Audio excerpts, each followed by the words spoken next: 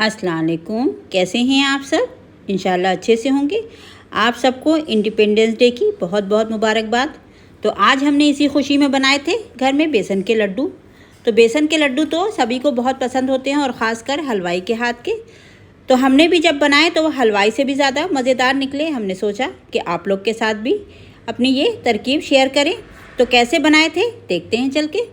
पहले तो हम बेसन का मेजरमेंट कर लेंगे। तो ये हमने 3 कप बेसन लिया है। आप इसकी जगह पे कोई कटोरी, ग्लास किसी से भी मेजर कर सकते हैं। तो उसी हिसाब से आप सारी चीज़ों को लेंगे।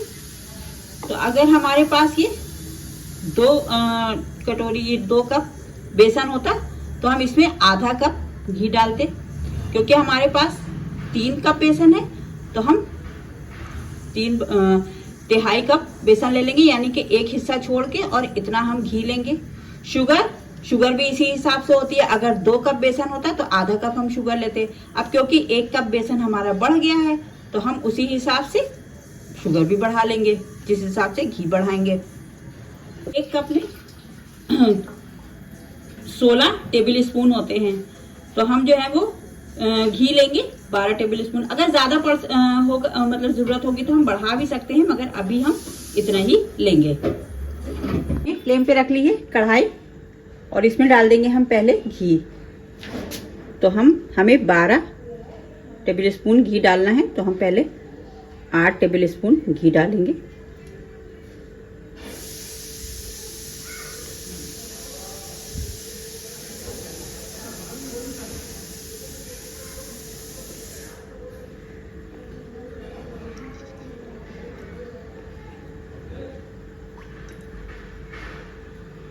और अब हम इसमें अपना बेसन डाल देते हैं। अब हमें ज़रूरत पड़ेगी तो हम बाद में घी डालते जाएंगे। इकट्ठा सा हम घी नहीं डालेंगे।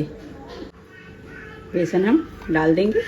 फ्लेम बिल्कुल धीमी रहेगी, फ्लेम हाई नहीं रहेगी, क्योंकि हमें सारा काम धीमी फ्लेम पे ही करना है। और अब हम भूनते रहेंगे इसको। और अगर घी की ज़रूरत पड़ती रहेगी तो हम बाद में डालेंगे। अभी हम इकट्ठा से नहीं डालेंगे।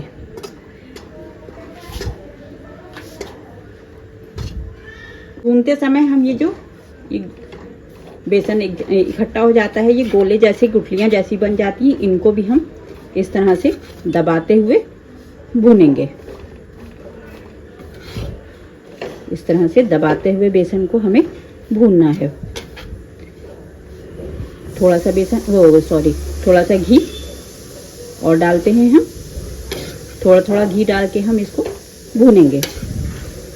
फ्लेम बिल्कुल धीमी रहेगी, फ्लेम हमें तेज बिल्कुल नहीं करना है। तो हम 2 स्पून घी और डाल देंगे और फिर से इसको भूनते हैं।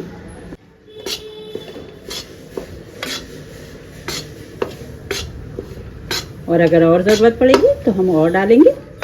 अभी हम इसी को भूनते हैं। अच्छा, अगर फ्लेम हम तेज़ कर देंगे तो बेसन हमारा जल जाएगा और फिर स्वाद अच्छा नहीं लगेगा। बिल्कुल एकदम जले हुए बेसन का स्वाद आएगा। इस तरह से हम ये गुठलियों को दबाते हुए बेसन को भूनेंगे, इस तरह से। अच्छा, ये बेसन हमारा नॉर्मल बेसन है। अगर आपके पास मोटा बेसन हो तो उसकी तो बात ही क्या है, दानेदार बनता है। घी भी हमने घर का निकला हुआ लिया था, देसी घी से हम बना रहे हैं। क्योंकि मीठी कोई भी चीज़ हो तो शुद्ध घी से ही उसका स्वाद बढ़िया आता है। बेसन को भूनते हुए हमें 14 मिनट हो गए हैं और इसको कम से कम 18 से 20 मिनट अच्छे से भूनना है, धीमी धीमी आंच पे। तो हमें अभी भी बेसन ड्राई ही लग रहा है, तो हम 2 चम्मच घी के और डाल देंगे।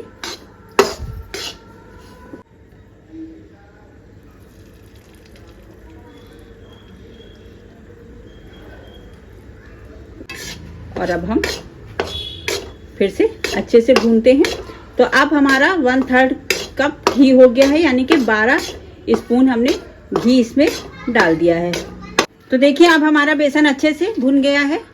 घी भी इसका दिख रहा होगा कि बेसन गीला हो गया है। फ्लेम को हम ऑफ कर देंगे। इसको भूनते हुए हमको 21 से 22 मिनट हो गए हैं, अच्छे से भून गया है। तो अब हमने फ्लेम को ऑफ कर दिया है और इसको हम चलाते रहेंगे, नहीं तो कढ़ाई बहुत गर्म है और ये नीचे से लग सकता है। तो थोड़ा सा ये इसको चला लेंगे, उसके बाद फिर हम इसको दूसरे बर्तन में ट्रांसफ़र कर देंगे जिसमें हमें लड्डू बनाना है, क्योंकि कढ़ाई तो बहुत तेज़ जल रही है। बेसन थोड़ा ठंडा हो गया है, इतना ठंडा हो गया है कि हम इसको हाथ में आसानी से लिए ले रहे हैं। अब हम इसमें शुगर पाउडर डालेंगे। तो आप चाहें तो तगार या बूरा डाल सकते हैं, मगर ये हमने 1/3 कप शुगर ली है। तो हमने बताया था जिस हिसाब शुरू से, तो हमने ये घर में ही शुगर पीस ली है। इसी में हमने 4 इलायची भी डाल के पीस ली है। बहुत अगर गर्म में हम शुगर मिलाते तो मेल्ट हो जाती शुगर। तो आप क्योंकि थोड़ा ठंडा हो गया है तो हम बहुत अच्छे से शुगर को बेसन में मिक्स कर लेंगे। तो हमने शुगर अच्छे से मिक्स कर ली है। अब हम इसके लड्डू बांध लेते हैं। तो आपको जिस साइज का भी लड्डू बनाना हो उस साइज का लड्डू बनाएं। हम मीडियम साइज का बना लेते हैं।